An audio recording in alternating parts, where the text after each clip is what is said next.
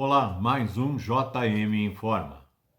O presidente Jair Bolsonaro reprovou a entrevista do vice-presidente Hamilton Mourão à revista Veja, em que ele garantiu a compra pelo governo federal da Coronavac, vacina produzida pelo laboratório chinês Sinovac, em parceria com o Instituto Butantan em São Paulo, contra o coronavírus. Em entrevista ao portal R7, Bolsonaro afirmou que a caneta Bic é minha, ao ser questionado se o governo comprará ou não a vacina contra o Covid-19, dando a entender que Mourão não teria poder ou influência para opinar sobre a questão. O vice-presidente disse à Veja que a briga entre Bolsonaro e o governador de São Paulo, João Dória, é política. É lógico que o governo federal vai comprar doses do imunizante, declarou Mourão. Já colocamos os recursos no Butantan para produzir essa vacina. O governo não vai fugir disso aí. A declaração de Mourão vai à direção contrária do que foi dito por Bolsonaro. O presidente já disse em diversas ocasiões que vetou a compra de doses da Coronavac. A negociação já tinha sido feita pelo ministro da Saúde, Eduardo Pazuello, com o Instituto Butantan, mas foi desautorizada pelo presidente. Mourão ainda afirmou que não se sente incomodado ao ter suas opiniões rebatidas pelo presidente. A Coronavac está sendo testada e produzida no Brasil pelo Instituto Butantan, em parceria com a Sinovac. A instituição está esperando a liberação da Anvisa para a entrada de matéria-prima, para a produção da imunização. O presidente fica com briga com o Dória e quem se dane é o povo. Agora, entrevistado pela Globo News, na noite da última quinta-feira, o presidente da Anvisa, Antônio Barra Torres, discutiu com a jornalista Mônica e Marcelo Cosme. A discussão começou quando Mônica fez uma pergunta e se referiu à nova diretora da Anvisa, Cristiane Gomes. Segundo a jornalista, ela seria a diretora do Hospital do Bom Sucesso, que pegou fogo no início da semana e que teria dado uma festa qual o risco de polarização exagerada acaba afetando o ritmo da aprovação das vacinas quando elas estiverem prontas. A gente percebe que, de fato, a Anvisa também está politizada, continua a jornalista. Antônio Barra Torres negou que Cristiane fosse a diretora do hospital. Diretora Cristiane vem depois dessa diretora que você citou, que teve essa atitude realmente lamentável. É uma pena, Inclusive, a Rede Globo, ontem, que mostrou o documento assinado pela doutora Cristiane Rosa Jordan, já dando como desses equipamentos, eu soube disso pela Rede Globo de televisão, afirmou. O diretor da Anvisa então foi interrompido pelo apresentador Marcelo Cosme para falar sobre a polarização da Anvisa. A questão dizia respeito à suposta demora da agência em liberar os insumos necessários para a produção da Coronavac, vacina contra o coronavírus, desenvolvida pelo laboratório chinês Sinovac, em parceria com o Instituto Butantan. Ela, Mônica, erra quando diz que fizemos um juramento ao presidente. A reunião foi política, transmitida para milhões de espectadores. Eu peço que reproduzam onde foi feito o juramento, pede o diretor da Anvisa. Eu entendo, Mônica, que o risco de polarização é o ônus de quem polariza. Então, uma pergunta boa deve ser feita a quem está politizando essa questão. Os pareceres da Anvisa são pautados em técnicas, informação precisa, o desconhecimento em questão política, garantiu o presidente. O presidente. O presidente da República tem a caneta, como eu já disse, ele tem a BIC. Então ele faz propaganda da caneta BIC e tem a caneta. Só que ele fica com briga, então ele proíbe a Anvisa de produzir alguma coisa, de fazer alguma coisa. Essas coisas de briga política acaba prejudicando o povo. Agora, uma nota onde o nosso prefeito José Auríquio Júnior está liberado para ser candidato a prefeito de São Caetano. Vou ler a nota. O presidente do Tribunal Regional Eleitoral de São Paulo, desembargador Valdir Nuevo Campos, concedeu efeito suspensivo na análise do mérito pedido pela defesa do prefeito de São Caetano, José Auríquio Júnior, e suspendeu a aplicação da condenação sofrida pelo tucano por doação irregular da campanha do pleito de 2016. A decisão tomada pública fortalece a tese dos advogados de Auríquio para reverter ainda, em primeira instância, o indeferimento da candidatura à reeleição, aplicado nesta semana pela juíza Ana Lúcia Fusaro, da 166ª Zona Eleitoral de São Caetano do Sul. A ministrada barrou o projeto político calçada justamente na decisão eleitoral que teve seus efeitos suspensos pelo presidente da Corte. Ela argumentou que a liminar concedida por Nuevo Campos anteriormente mantinha o político na cadeira, mas não tirava a sua inegibilidade. Os advogados de Auríquio contestaram a sentença aplicada contra o prefeito, argumentando que a doação feita por Maria Alzira Garcia Correia Abrantes da condenação não pode resultar um problema jurídico ao chefe do executivo, uma vez que ele não tinha condições de exigir que a doadora provasse que ele tinha condições de efetuar a transação financeira. O Ministério Público Eleitoral aponta que Maria Alzira não dispunha de capacidade financeira para transferir 350 mil à campanha do tucano.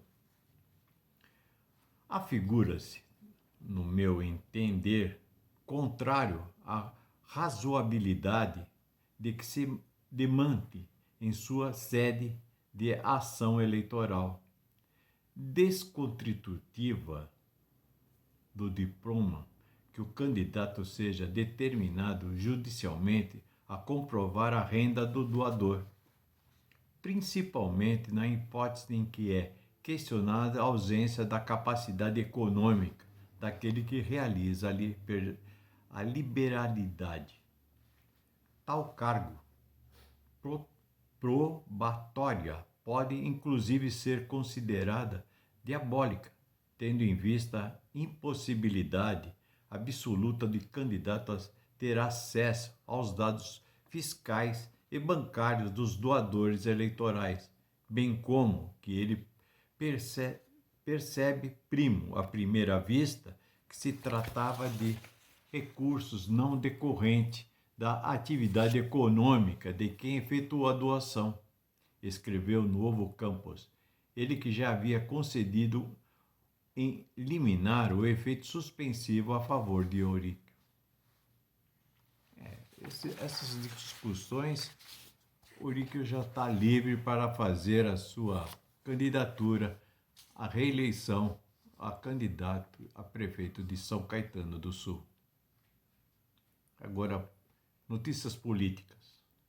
Um assalto em um ônibus na zona oeste do Rio na manhã desse domingo, deixou 2 pessoas baleadas. A linha atacada foi a 864, Bangu, Campo Grande. Segundo testemunhas, bandidos anunciaram o assalto à altura do Santíssimo. Os ladrões recolheram os pertences e desembarcaram em frente ao colégio Eterge.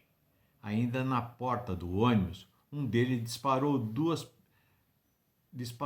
pessoas foram baleadas. O ônibus seguiu para o Hospital Rocha Faria, em Campo Grande, onde as vítimas foram internadas e os demais passageiros desceram. A polícia militar liberou, na tarde deste sábado, um homem feito refém por bandidos que lhe levaram o carro. Criminosos o renderam e o obrigaram a entrar em um outro veículo roubado. Um cerco foi montado na comunidade Eternite, em Guadalupe, onde houve confronto com os bandidos. Feriram os reféns e o refém foi liberado. Os PMs encurralaram os caras que abandonaram um carro, também roubado. Salvaram a minha vida, disse a vítima. Deu certo, né? A Praia da Canoa Quebrada, em Aracati, no litoral leste do Ceará, voltou a ser local de aglomeração neste fim de semana. Na madrugada de domingo, um grupo foi dispersado após uso de spray de pimenta pela polícia militar na rua Broadave, o mais famoso do destino turístico. A praia, que é uma das mais procuradas por turistas que visitam o Ceará, recebe aglomerações com frequência desde o dia 1º de setembro, quando a região foi reaberta para a visitação de turistas. Eles abrem para facilitar os turistas, para facilitar o comércio local e acabam fazendo isso. A força-tarefa da Polícia Civil, que investiga o assassinato dos advogados Marcos Aprígio Chaves, de 41 anos, e Frank Alessandro Cavalhares, de 47, trabalha com a suspeita de um crime encomendado como principal linha de investigação. Apesar de que o jovem foi preso suspeito de cometer o crime, alega que matou durante um roubo. De acordo com o delegado Raniel Almeida, tudo indica que o assassinato foi planejado. Advogado criminal, vai ver, não fez bem a algum camarada. Um homem vestindo Esse aqui é internacional. Isso aqui eu acho muito engraçado. Um homem vestindo trajes medievais e com uma faca matou 2 pessoas e feriu outras 5 na noite de Halloween, perto do Parlamento Provincial de Quebec, no Canadá, neste sábado. Segundo a polícia, o homem de 20 anos foi detido. As autoridades policiais pediram que os moradores das cidades permaneçam em suas casas. O cara pensou que estava na Idade Média. A polícia da França deteve mais 2 homens em conexão com o atentado terrorista que deixou 3 pessoas mortas na Basílica de Nice na semana passada, entre elas uma brasileira. As prisões foram no sábado. As 6 pessoas presas que são investigadas pelo ataque, o próprio autor e mais 5 com quem ele teve contato. O governo do Reino Unido afirmou neste domingo que não há como garantir que o lockdown termine em 2 de dezembro, como era previsto inicialmente. No sábado, o primeiro-ministro britânico Boris Johnson anunciou novas medidas para conter a segunda onda de contaminação pelo coronavírus no país. O confinamento mais rígido duraria, a princípio, 4 semanas, começando à meia-noite do dia 5 de novembro. O ministro Michel Gavin afirmou, no entanto, que o pedido pode ser mais longo. Agora uma nota que me deixou meio triste. O ator escocês John Connor, que morreu neste sábado, aos 90 anos, está eternizado como o personagem do espião James Bond, mas deixa um legado de mais de 60 longas. Connor morreu quando dormia. Ele estava mal, havia algum tempo, segundo a família. Em quase 60 anos de carreira, ganhou mais de 30 prêmios, incluindo o Oscar do melhor ator coadjuvante por Os Intocáveis. Foi um belo filme. Agora, curiosidades. Raridade: tartaruga amarela albina é resgatada no lago da Índia. Cor peculiar do réptil pode ocorrer devido à mutação genética ou distúrbio congênito, afirma a contagem que revelou a descoberta. Uma tartaruga amarela, totalmente amarela. Se você acha que apenas você e o resto dos humanos estão mudando os hábitos nesta época de pandemia, arrepende isso. Cientistas afirmam que ratos alteraram radicalmente a forma deles viver. Agora que terão mexer lixo para fuçar e menos alimentos espalhados para ir para comer. Quer dizer, está tendo uma invasão de ratos. Não é aqui não, tá? Agora uma coisa interessante. Papagaio Drácula é, sem dúvida, o papagaio mais gótico do planeta. Homem cutuca cadáver enterrado e descobre que ele está vivo. Chupa-cabra, vaca é flagrada com piton na boca em estrada remota. Isso tudo é que está acontecendo no mundo. Eu acho incrível essas coisas, eu acho incrível. Você deve prestar muita atenção por onde anda em Paga, no extremo norte de Gana. Se caminhar pela parte errada desta pequena cidade, na fronteira com Burkina Faso, ocorre o risco de ficar cara a cara com um crocodilo.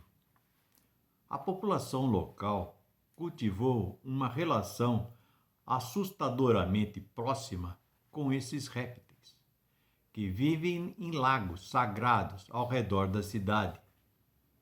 Reza a lenda que o primeiro líder de Paga foi salvo por um crocodilo durante uma expedição de caça e decretou que daquele dia em diante nenhum membro de seu povo faria mal aos animais. Hoje, os moradores ainda cuidam dos crocodilos, alimentando e protegendo os animais. Aparentemente, as mulheres podem lavar suas roupas nos lagos sem medo, e algumas almas corajosas até nadam com eles. Isso eu não faria. Agora uma nota que me deixou muito triste. Não só a mim, mas acho que todo brasileiro. Muitos adoraram ver o Louro José todas as manhãs com a nossa loira, Ana Maria Braga.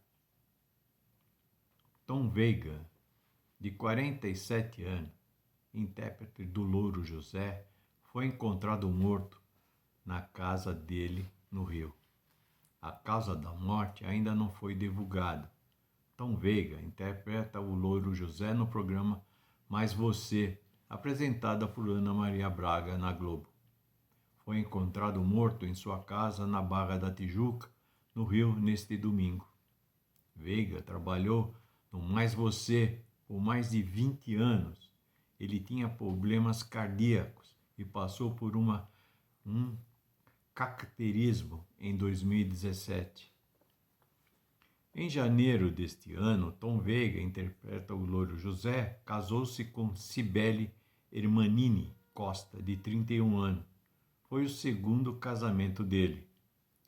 Tom foi casado por 14 anos com Alessandra Veiga, com quem tem uma filha.